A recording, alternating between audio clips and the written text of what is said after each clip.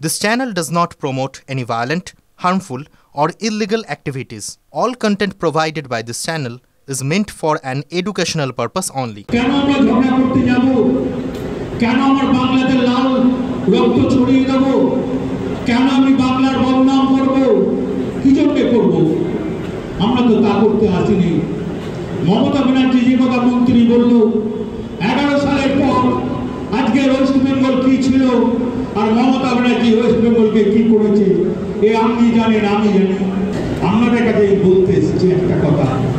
16 তারিখে বোধহয় নলানিতে ওয়াকফুলের নিয়ে একটা মিছিল আছে। আমি পিন্টুকে বলবো, রাজুকে বলবো, পঞ্চায়েত সমিতির সভাধিপতিকে বলবো এবং ওই তোতারা হয়েছে সবাইকে আমি বলবো সেই মিছিলে সামিল হবেন, সুস্থভাবে মিছিল করবেন। নলাটিবাসীকে বলবো সুন্দরভাবে করবেন, কোনো হানাহানি যেন না হয়, অশান্তি যেন না হয়, দাদা ভাইয়ের সম্পর্ক যেন ঠিক থাকে। আমরা যাই বলি আমরা এক, আমার রক্তের সঙ্গে অন্য রক্ত। আজকে এখানে আমাদের নিয়ে বসে রয়েছে কাজলুর রক্তটা কাটে আর আমার রক্তটা কাটে। কোনো ডাক্তার এসে যদি বলে দেয় রক্তটা আলাদা, আমি দল আর করবো না। কাজলুর যে রক্ত আমারও সেই রক্ত, তাহলে কেন আমরা ঝগড়া করবো? কারণ প্ররোচনায় পড়বেন না, উস্কিয়ে দেবে।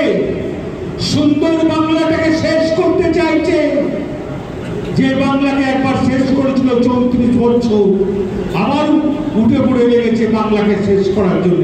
টঙ্গীপুরের ঘটনার পর এই দুই এলাকার লোক আতঙ্কিত যে এখানে কিছু না। আমাদের বক্তব্য বীরভূমপুর শান্তনীয় জায়গা, আমরা বাড়ি নিবন্ধ, তাহলে আমাদের বাড়ি যখন দেখবো তাহলে আমি খুব ভালো করে জায়গা খুব শান্ত করিয়া যায়। আমার এখানে কোনো আপনার কাছে হিন্দু মুসলমান একসঙ্গে মিটিং করলাম, আমাদের ভিতরে কোনো অশান্তি নাই। কর্মীদের কি বার্তা পেলেন? কর্মীদের বার্তা পেলে শুনতে পেলেন, সবকে শুনতে পেলেন। যা ভালো করে চলতে হবে, থাকতে হবে, রাজনৈতিক মানুষ হিসাবে মানুষ হতে হবে।